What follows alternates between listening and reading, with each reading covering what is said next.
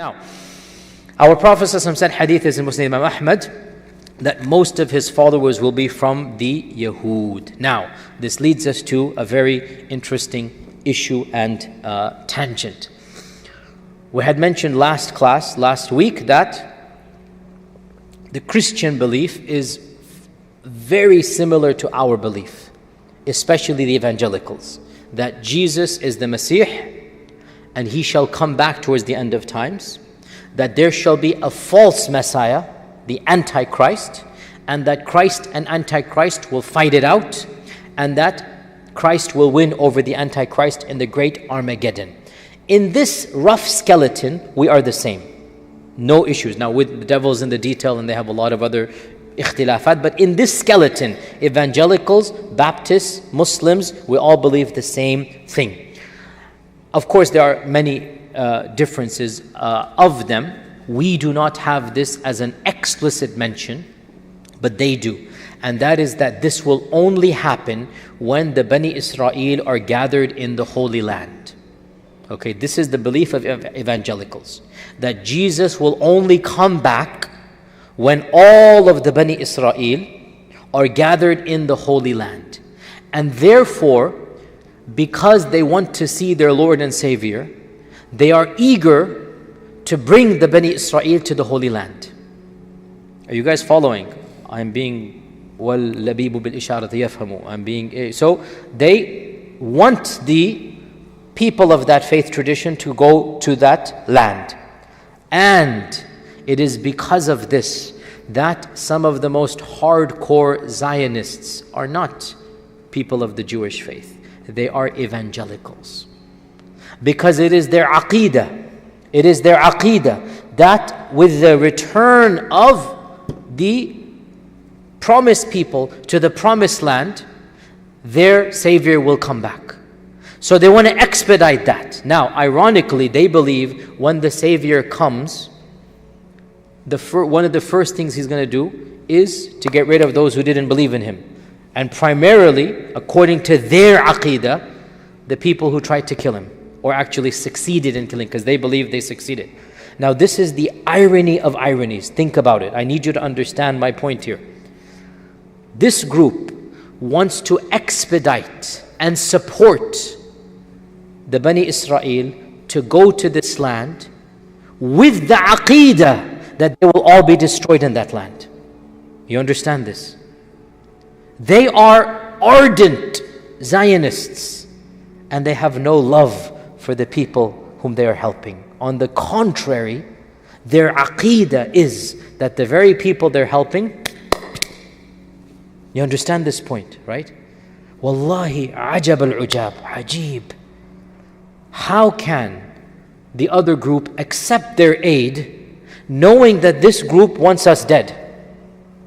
And my mind was perplexed, and I actually, I am an interfaith person, I'm involved in whatnot. I had a friendship with one of the rabbis of Memphis, and we would go out to lunch every, few weeks and whatnot. It's good to have interfaith and friendship, and we got to a very frank point.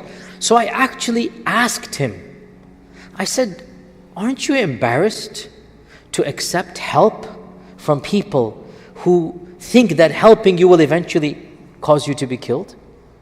Isn't there some haya sharam, some dignity, some izzah? Like the very people who want to get rid of you, they're helping you in the aqeedah that you will be gotten rid of. And he just smirked. He goes, well, that's their belief. If they want to throw money and power at us, then, we don't believe it's going to happen. Basically, he said in a nutshell, if they're foolish enough to believe it, that's their business. We're going to still accept their power and help. So we have to understand this point, O Muslims. The people who are supporting this guy in the White House, right? This whole move to Jerusalem, the capital, whatnot, this is all a tactical decision. He might be a blabbering idiot, but he is a tactical blabbering idiot. He knows what he's doing. He is feeding his base. Another tangent here, subhanAllah. He is feeding his base. He's giving them the scraps from the table. Why is he doing this? He knows his base is evangelical. He knows this people, they want him, and so they feed him this stuff to do what? because they want this land to be the promised land for the promised people, so that the Messiah comes and gets rid of these very people to establish heaven on earth and whatnot, and the final judgment day. All of this is going to happen. So this is the aqeedah of the evangelicals. By the way, Catholics are different. Please, Muslims, educate yourselves. Don't be kindergarten level in your education and just extrapolate. Every Christian group is different. Every firqa is different. Learn your firaq if you want to get involved in this issue. Otherwise, do not speak. Speak with knowledge or remain silent. Various groups have different aqeedas. The Mormons are different. They have their own beliefs. The Seventh-day Adventists are totally different in this regard. And of course, the evangelicals, which is of course the default in this state, the Baptists and whatnot, these are the ones that we're talking about now. And their aqeedah is in some ways very similar to ours, in some ways it's different. So that's the Yahud. That's the Christians. How about the Yahud? How about the Yahud? What is their belief in the Masih? And why is our Prophet ﷺ saying that the majority of the followers of Dajjal will be from that group? Well, in Jewish eschatology, the term Masih, it refers specifically, they do have this aqeedah, and it refers to a future king from the line of David.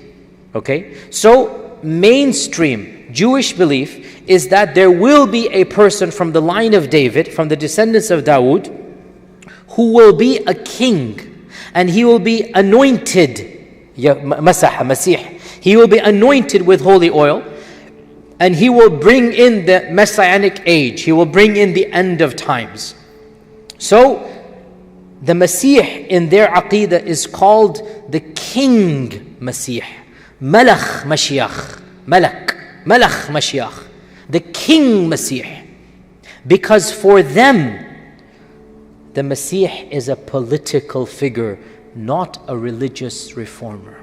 Okay? For them it was, the Masih is a one of power and politics, and not somebody who comes tazkiyatun nafs, and Isa is coming and telling them, ubashirukum, and giving you glad tidings. The bushra is the evangelion, or the evangelical, the Injil evangelical. By the way, evangelical and Injil, the same term. Injil is Injil, the good tidings. The evangelical, that's where it comes from. So the Masih in Jewish folklore is a king from the line of Dawood, who will bring about the restoration of the status of the Israelites and reconstruct the temple of Israel.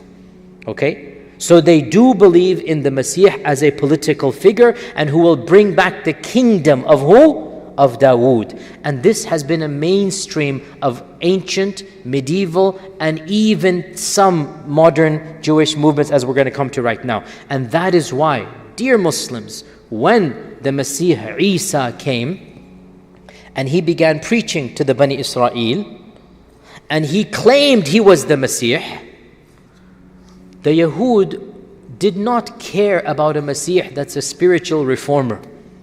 They wanted a Masih who is what? Who is a king. And so when they found out that this person is not a king, they went and complained to the king, to the Roman emperor, and they said, we have a man who is claiming to be the king of the Israelites. Did Isa claim to be king? Hello, did Isa claim to be king? Why did the Yahud say he's claiming to be king? Are you guys following this? Because he claimed to be the Masih, and in the eyes of the Yahud, the Masih is who? The king. And so, what happened with Pontius Pilate, what happened with them happened, and they said, oh, this is a political agitator. They would not have cared if Jesus said he's a religious reformer. They didn't care. What is there to do with a religious reformer? But they did worry that he's claiming to be a king. They don't want any political trouble. And that's why what happened. And so they then went to arrest him. And then what happened, we will talk maybe in another lecture. What do we Muslims believe, and what are the various theories out there? But anyway, now you understand that issue.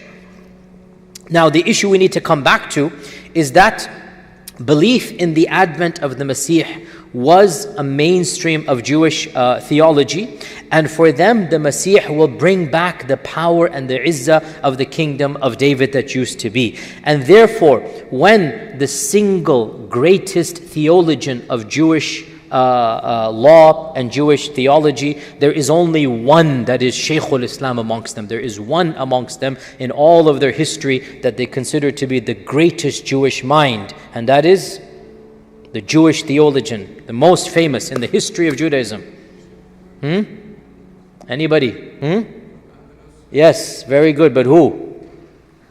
Oh Muslims, you should know this name because he was an Arab, meaning he spoke Arabic, that's what I mean. He lived in the lands of Muslims. He spoke Arabic more fluently than any language. He wrote in Arabic. And, totally different tangent, why am I going to these tangents? There is a theory that for a period of his life he was a Muslim because he studied in a madrasa, he memorized portions of the Quran, he studied fiqh and aqidah in the Islamic tradition, because back in those days, all universities were run by Muslims. Back in those days, if you go to university here, right, you go to UTD or SMU or something, they tell you you must take American history, you must take political science, these are the required courses, right? You cannot graduate in this country without taking these courses, right? Well, once upon a time, if you wanted to go to any university and study engineering or medicine or optics, you would have to study Fiqh 101, basics of Sharia. Okay, you'd have to study tafsir of the Quran. I'm not joking. This is exactly what needed to be done. Okay, that was So, Musa ibn Maymun, Maimonides, you should know the name. Maimonides, memorize this name. This is the single greatest intellectual of Jewish history completely. They call him the chief rabbi, Rambam, the chief rabbi. He was the greatest rabbi in the history of Judaism. He codified Jewish law. The Jewish law that he codified is basically after he studied Islamic Sharia. Now he's writing a book of fiqh.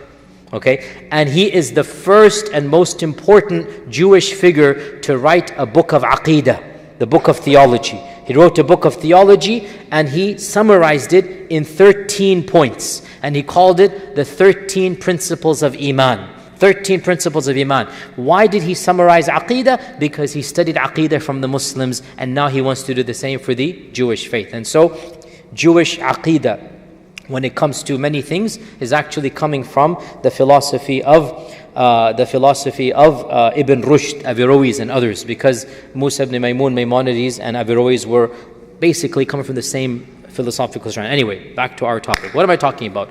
What am I talking about, guys? What's the topic? What the Yahud believe about what? Exactly. Not about the Dajjal. You're jumping the gun. The Yahud believe about what? Masih. Be careful. The Masih, the Malach Mashiach, the king of the Messiah.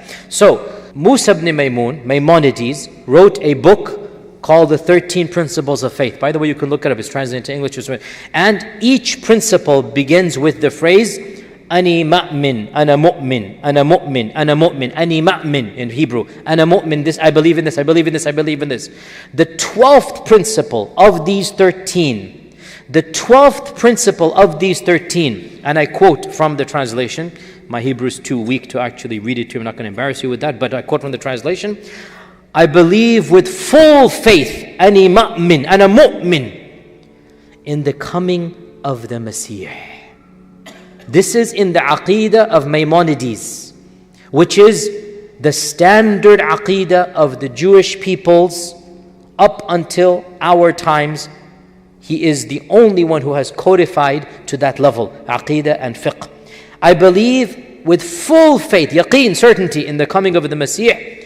And even though he delays, with all that delay, I eagerly await his arrival, every day anticipating his arrival. This is the aqidah of Maimonides that the Yahud would memorize, that they still believe to this day. And as I mentioned to you earlier, we should all be aware that there are 3 strands, right, of Judaism in our times. They are, number 1, which one? Orthodox. Number 2, conservative. Number 3, Reform. There are others, reconstructions, but for ours, let's just keep it these 3. And the bulk of them in our times are Reform. Okay? Actually, another tangent, but again, this is stuff you should be aware of. This is something interesting. Around 20, 30 years ago, the Orthodox were so minuscule that the assumption was they would disappear. It would be gone, especially in the 70s. But there has been a massive revival. And more Yahud are joining the Orthodox even if their parents were not Orthodox. And so the Orthodox movement has swelled in ranks. And I don't know the latest statistics, but I think maybe up to 15%, which is a big number compared to what it was in the 70s. 15%, like, 1 out of 8 is an Orthodox, okay? And one of the reasons, by the way, again, all of this is a tangent, but inshallah it is beneficial to us as Muslims because we need to learn from the good and the bad. We need to see history. We need to learn what's going on. The fact of the matter is, why is there a return to orthodoxy? Frankly, because when you have a religion whose values become so watered down that they don't stand for anything, the very people say, what is this? It's not a religion anymore. And they will go back to an actual religion. And this is a big warning to those amongst the Muslim community who are flirting with progressive Islam. When Islam becomes the flavor of the month, then you have no Islam left. Then what is the purpose of being a Muslim? When the halal becomes what is politically correct, and the haram becomes what is politically incorrect, and you have no backbone to stand on, and you think you are preserving your faith, in reality you are losing it. Your children will not have any faith. What do you have left anymore? Our faith is not based upon the whims of society around us. We have the Quran, we have our Sharia, we have the Wahy from Allah. Now I'm not saying we have to be intransigent. No, our ulama, especially our forward-thinking ulama, have to navigate the flow. Where there's allowance, we will take it. But where there is none, we will not take it. Where there's a red line, we do not go that area. So that's a point we learn. In the 1960s, 70s, there was a massive, as I said, almost everybody is going reform. Their own children began rejecting it. And they said, what is this? There's nothing there. There is no, to be reformed, you can be atheist. You can deny God. There's no sharia. You can eat pork and whatnot. And there's like, what is left of my Jewishness? They will say, what is left if there's nothing? So there's going back to the asl. And the asl is Orthodox. That is the hardcore literalism. Now, within Orthodox, there are many strands. And of course, you have the Hasidic Orthodox. You are all familiar with the Hasidic, H-A-S-I-D-H, the Hasidic. And the Hasidic in particular is a strand of Orthodox. They have a very strong and passionate belief about the coming of the Messiah, that he's very imminent, just about to appear. And they believe, and this is important again, that the more pious they are, the more quickly the Messiah will come. And that explains their fervousness. That explains their literalism. Right? They want to be, the more pious they are, so the more faithful they are, the faster will come the Messiah. Right? And so they are very, very hardcore about this. And within Hasidism, so this is, I'm teaching you the firaq within Orthodox Judaism, okay? By the way, Reform does not believe in the Messiah, it's completely, obviously, right? Reform doesn't believe. Conservatives, mushkila with them is they don't really have la ilaha ula wa la ilaha ula mudhabdhabin. They don't have, the conservatives, they don't really have a platform per se, because at least with the Orthodox, they're hardcore. Like everything is all the way, right? The Reform, nothing, throw everything out the window. The conservatives, they don't really have a platform. Some here, some there. How do you decide? Each conservative strand has its own issue. So, amongst the conservatives, some of them believe in the Messiah, some of them don't. Amongst the Orthodox, they all believe in the Messiah. Is that clear? Right? That's why they're still Orthodox. They believe in the coming of the Messiah. The Hasidics are of the most messianic amongst them. And within Hasidism, there is the most prominent stand of Hasidism is called the Chabad, C-H-A-B-D, the Chabad movement, the Chabad, the Chabad movement. The Chabad movement in particular is the most messianic, so much so, one of the greatest Jewish figures of our times, an American born in Russia, migrated after Germany coming here. He died in 1994. His name was Rabbi Menachem Mendel Schneerson, one of the most famous rabbis, presidents from what is it, I even forgot who is it, Ford or whatever onwards, they would have a regular, he was like America's rabbi of the Orthodox community. Of course, he's passed away 1994. His followers began to claim that that person is the Messiah. Like that's how imminent it is. Still to this day, some of his followers believe that the rabbi did not die, that he is still alive in hiding, which sounds similar to other groups, which is why similarities are made between that group and this group, but that is again besides this point. So the point being, where am I heading with all of this? Belief in false Messiah is not false Messiah, scrap that. Belief in Messiah is common amongst the Yahud. Therefore, do you think it is surprising when towards the end of time somebody with power comes and claims to be the Messiah, and he is from that background? Is it surprising that lots of people will then accept that claim? I need interaction, guys. It makes sense. You now understand why our Prophet ﷺ said that many of his followers will be of that group. Now, important point. Our Prophet ﷺ did not say many of that group will be his followers. Big difference. It is possible that many of that group, many of the Jews will recognize truth and falsehood. It is possible. But from those who choose to follow him, many will be from that background. You understand the difference, right? Large circle, Venn diagram, small circle, you get the point. Anyway, interesting tangent, which is very interesting. This is in the notes, it's not a tangent off the top of my head.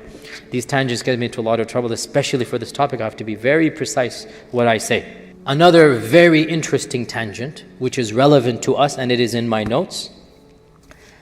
One of the most famous claims of Jewish messianic fame was a person born and raised and died in Muslim lands, spoke Arabic fluently. And he was a member of the Ottoman peoples, meaning a citizen, if you like, even though the concept of citizenship is modern. And this is the famous rabbi known as Shabtai Tzvi. Shabtai Tzvi. Shabtai Tzvi was born in Ottoman lands in the 16th, 17th century, 16 something. He died in, don't quote me, 17th century. And Shabtai Tzvi was a famous rabbi who began to have a larger and larger following and eventually claimed to be the Messiah. And his followers increased, and he began demanding more and more things. A lot of problems happened. He's a very interesting figure. He intermingled with European kings and with the Sultan Mehmed IV, the famous Ottoman Sultan, until finally his demands became so ludicrous and political, and making a long story short, but he began to be political. And when he began to be political, the Sultan imprisoned him. And eventually his followers clamored and whatnot, so the Sultan decided to execute Shabtai Tzvi. And he called him to his palace, and he said, "Your penalty is death, but I shall forgive you if you convert to Islam." Now, I'm not arguing that was good or bad, I'm just telling you what happened. Whether that was good or not, it's not my business. That's what the Sultan Mehmed IV decided. If you convert to Islam, you are forgiven. Faced between these, Shabtai Tzvi decided to convert to Islam, which caused a great crisis amongst his followers. Because if he's the Messiah, what are you going to do now, right? It caused a huge crisis. He had thousands of followers, and they all thought that he's going to be the Messiah, bring the kingdom of David back, this and that. And lo and behold, he embraces the Shahada in public. He takes off the turban of the Yahud, and he wears a big Ottoman turban. MashaAllah, tabarakallah. In those days, your clothing would tell you apart. He had the clothing of a rabbi. And in the presence of the Sultan, he took off his rabbi cloak, and he wore the Ottoman, I'm not joking, it's not a joke, he wore the Ottoman turban, and he said the Shahada, and he said he's a Muslim. What are his followers going to do? Massive chaos, confusion. Some of them, I think the majority, ended up either saying this is a ruse or a tactic, or converting with him. A small group left him. So this turned out to be one of the most bizarre conversions in Islamic history, because what happened was his followers, in fact he himself, became half Jew, half Muslim. He observed Ramadan, but he observed the Sabbath as well. He read some Quran, but he also read the Hebrew. So he had this new thing that came about. And his followers were called Donme, which was a derogatory term by the Ottomans, by the Muslims of the time. Donme, there is no English equivalent. There's no English equivalent. It means convert, but not with a positive connotation, like a traitor convert. Like there is no English word. A convert, but not like a positive convert. You've turned your back and left, and you've come, but yeah, we're not, like a big question mark, that type. This is the term that who gave them? The Muslims of the time. They weren't happy with this guy and his followers. Too weird. Eventually, the Sultan, of course, and by the way, initially was very happy, gave him a massive check here, massive money, you became a Muslim, good. Eventually it turned out he's still observing Jewish rituals and customs, so he lost all favor, he was exiled, he died in exile. His followers, who are now outwardly Muslim, inwardly continued to be what are called crypto Jews. Okay? And their numbers increased, and they are still around in Turkey, the Donme. They're still around in Turkey. Now, to make the plot worse, to make the soup thick here, there's a lot of conspiracy theories. We Muslims love conspiracy theories. And the problem with conspiracy theories is they're so ludicrous, except for the ones that are true. This is the problem. And you can't really tell the true from the falsehood until Allahu A'lam. So, conspiracy theories are a problem. Nonetheless, I'm narrating the conspiracies, I'm not endorsing them, please, okay? So when Fox News comes and misquotes me those 10 seconds, please go back to this clip that I'm saying here right now, that I'm simply narrating so that you should be aware. I am not endorsing the conspiracy theories at all. The conspiracy theories that were started from that time frame, and they lasted up until today, they are there. The religious Muslims of the Ottoman lands said these people are Zanadiqa. What are Zanadiqa? Crypto Muslims who want to destroy Islam. They're not real, they want to harm Islam. And they hate Islam, but they pretend to be Muslim. And the Donme became rich and powerful in a number of cities, in particular the one city where Shabtai Tzvi died. And at the turn of the century, 100 years ago, now it is 2019, and I want to give a part 2 to that. Inshallah, make dua, Allah gives me time and whatnot. It's just a matter of time and preparing the lecture and slides, but it's 1919, you need to know this date. Around this time, 1919, around this time, a little bit before and after, but around this time, a group called the Young Turks were formed. And the Young Turks were a very, very secular, anti-religious groups of Turks who were keen on abolishing the Khilafah and bringing about a Turkey that was secular in nature. Now, what I'm about to tell you is true. Many of the leaders of this movement were from, in particular, a very, very dashing yet cruel, intellectual yet heartless man later called Mustafa Kemal, later called Ataturk. Ataturk is from the Donme, this is a fact. Now you go figure what is conspiracy and what is history. You go figure what is true and what is false. I'm simply telling you the perception about the motives of the Donme. And then I will tell you factually, Ataturk hated Islam. Ataturk mocked Islam. He was not a believer in Islam at all. And it is very clear that he considered Islam to be something that caused his people and nations to be backward. And if he wanted to, if he was able to, he would ban the religion. He did enough damage to the religion as it is. As you know, he shut down the madrasas, he abolished the khilafah, he abolished the Grand Mufti, role of the Grand Mufti, he made the court system secular, got rid of all of the sharia, he made the Quran to be recited in Turkish during the salah.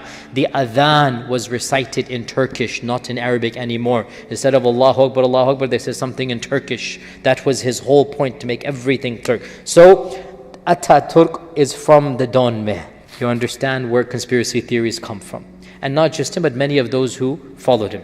Do you understand how this is relevant to Dajjal? It's not coming out of there. Shabtai V claimed to be Messiah. And all of this then leads there. Anyway, so we have 5-6 minutes left, so I needed to mention one final thing. Okay?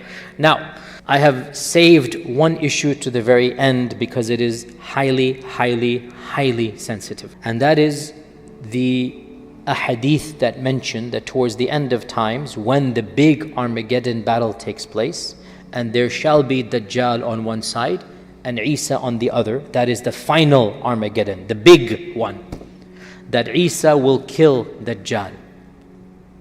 And then all of the followers of Dajjal will disperse running for their lives. Many of them will be from that group. And they will try to save themselves by hiding. And the hadith mentions, this hadith is in Sahih Muslim, and there are versions of it in Bukhari, but it's Sahih Muslim primarily. The hadith mentions that at that time frame, the creation will side with the Muslims publicly.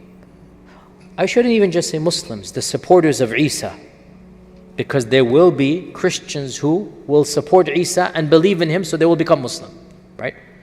And for all we know, there might be Yahud as well, who will choose at that time to be with the truth. The hadith don't mention that all of them will follow. It just says the majority of his followers will be from there. There's a difference between the two. So the hadith mentions that every tree and every rock will say to the believer, come, there is that person behind. Come, and he is hiding. So that there is no use to hide. There's no use to hide anymore, because the creation of Allah will publicly humiliate and say, oh, he's hiding here, come and deal with this person. Except for the tree of Gharqad, that is a tree that will be quiet and not side with the Muslims. Now, every once in a while, some innocent khatib somewhere in the Western world gives a khutbah and he quotes this hadith. And memory jumps on him. You know what memory is? If you don't, then alhamdulillah for you. Or Fox News jumps on him.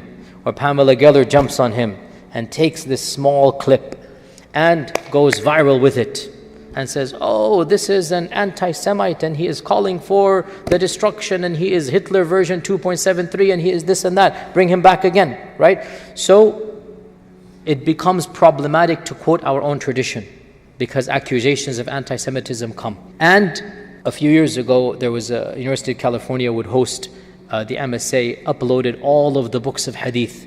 Once upon a time, if you ever did a Google about hadith, the first one would be the University of California. One of the MSA brothers, he uploaded all of the hadith collections, and it was a great resource. Obviously, these guys found it, and they found these ahadith in Sahih Muslim. And they said the university is anti-Semite, or it is hosting anti-Semites. It's hosting Sahih Bukhari, Sahih Muslim, right? So the university, it was a big scandal. The university had to get involved. The MSA had to edit and censor Sahih Muslim. Sahih Muslim had to cut a hadith if they wanted to host, and eventually the whole thing was pulled. There is no longer the hadith collection on their website. It's gone. It's gone. So this raises a very difficult topic. Are these ahadith anti-Semitic? The response, I think, is very clear. And that is that first and foremost, as a matter of principle, As a matter of principle, these are traditions that are found in books authored 1,000 years ago, 1,200 years ago, books of hadith. Censorship doesn't make any sense. Are you, O people who are criticizing a book in the past, going to censor your own books and not teach them when they have misogyny, when they have race issues, when they have issues that might be politically incorrect? There is hardly a classical book, hardly, except that there are phrases or notions. Even Shakespeare has anti-Semitism. Read The Merchant of Venice. It is a purely anti-Semitic tract. Are you going to ban The Merchant of Venice? Are you going to stop it and strip it from being sold? Are you going to take it and make it non-available? The hypocrisy is ludicrous. You don't go back and sanitize history just because you don't like it. Even if you don't like it, it needs to be taught and explained and clarified. That is a matter of principle. That is what liberalism stands on. And when it comes to every faith other than Islam, they uphold it. When it comes to Islam, we see the double standards. That's the first point. Second point, the accusations of anti-Semitism need to be addressed head on. They need to be addressed head on. And we need to stop being so defensive. Let us be frank and honest here. Study history, O Muslims. Be educated. Anti-Semitism is a European phenomenon. It's not a Muslim phenomenon. It never existed in Muslim lands up until 1947. Anti-Semitism is something that began in Europe by Christians, and it was prevalent throughout their history, and it is still around to this day. Muslims were never anti-Semitic. Yes, it is true. Sharia has Ahli Kitab and Muslim. But Ahli Kitab includes who? Christians and Jews. And there's a slightly different Sharia. It's not anti-Semitism. Historically speaking, Muslims and Jews historically had much more in common. And they would always bind together against the one who would persecute them, and that is the Afranj, the Rum, the Franks, the Christians. Historically, Muslims and Jews had a much stronger relationship than Muslims and Christians and Jews and Christians. Historically speaking, without exaggeration, the greatest minds of the Jewish tradition, pre-modernity, all of them are found in Muslim lands. All of them. Starting from Baghdad and ancient Iran and Andalus and Egypt, you have the greatest minds coming, including Shabtai Tzvi in Ottoman lands. They could not do what they did in Muslim lands. They could not do it in Europe. Every time the Christians persecuted the Jews, Muslims opened their doors. The last time, 1492, when the Muslims were expelled from Granada, the Sultan of the Ottoman land said, "You Europeans are fools. The Jews are intelligent people. They're useful. Why don't you come?" And he invited all of them en masse to come and live in Muslim lands.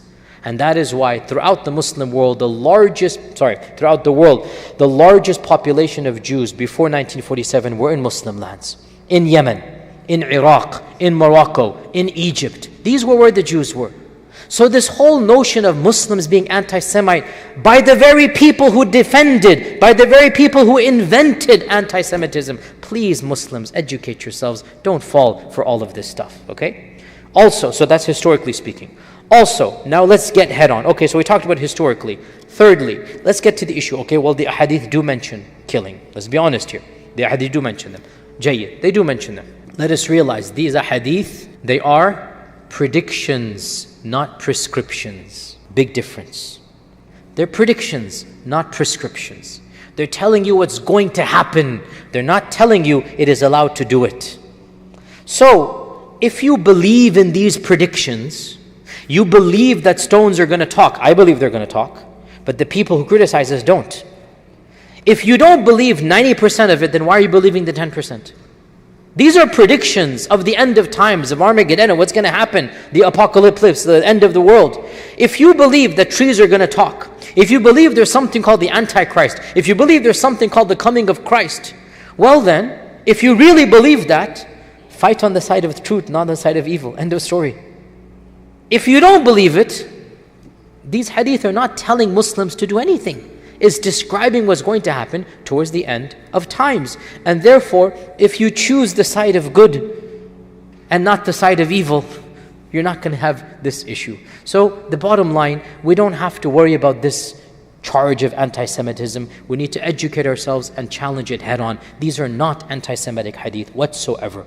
It's merely describing a battle towards the end of times, the forces of good, the forces of evil. Those who choose the forces of evil will have to suffer the consequences. Simple as that. You don't believe in this battle, then don't quote 10 phrases or 10 words and ignore the 100-word hadith. Don't quote that one phrase about the tree is going to say and ignore the whole context. That's being hypocritical. No scholar derives sharia from this. And again, to be brutally honest and blunt here, when the Holocaust was taking place in multiple places in the world, Muslims stood up to defend. Muslims stood up to help those that were being persecuted. This is a fact. The Muslims of France, the Muslims of Morocco, multiple places, they helped the Jewish people. And I have visited those places, Auschwitz and Dachau and others. And I will tell you honestly, and this is a reality that Allah knows, if I were alive at that time frame, I would have thought it is something that Allah will reward me if I were to protect these believers from that evil that was taking, believers in Allah overall, from that evil that is taking place. What happened afterwards, 1948 onwards, is not related to what happened before. If you were alive in 1940, you saw what is happening to this persecuted race, men, women and children being killed indiscriminately, it would be a part of our iman to protect the innocent from this evil force of Nazi Hitlerism. And that's something that I firmly believe, whether you agree or not, is besides the point. The point being, we need to challenge this notion of anti-Semitism. It is not anti-Semitic. These hadith are predicting the future, not prescribing law right now. Law tells us we protect minorities. That's what law tells us. Even in an ideal Islamic state, history proves that we protected those minorities. History proves that they flourished, the Yahud flourished under the lands of Islam like they did not flourish until the advent of modernity in Europe. They were not allowed to do what they were in Muslim lands. So we deny this accusation of anti-Semitism from its complete, as we said, number one, the issue of hypocrisy and double standards. Number two, historically speaking, where did anti-Semitism come from? Number three, the Muslims and the Jews and the relationship. Number four, these hadith are descriptions of the future, predictions, and not what? Prescriptions, not prescribing what is to be done. So there is no anti-Semitism whatsoever, and we Muslims cannot be anti-Semites because our Prophet ﷺ was a Semite, Ibrahim was a Semite, the majority of Semites are Muslims. How can Muslims be anti-Semites? Yes, we can be anti-Zionists, and we are anti-Zionists, but we are not people who hate Jews and Christians. No. There's a difference between Judaism and Zionism. Muslims, be careful. Never criticize Judaism en masse unless it's theology. We can criticize aspects of theology. Jews, there are good and bad people amongst them. Christians, good and bad. Zionism as a movement, you have Christian Zionists, as we explained. You have Jewish Zionists. You have atheist Zionists. And we criticize Zionists, but not people of other faith traditions. They're Ahli Kitab. With that, time is up. Inshallah ta'ala, we'll continue next Wednesday about the nuzul of Isa and the issues of Isa, and then move on to the other major signs. Wa akhir da'wan alhamdulillah bil alameen. Wassalamu alaikum wa rahmatullahi wa barakatuh.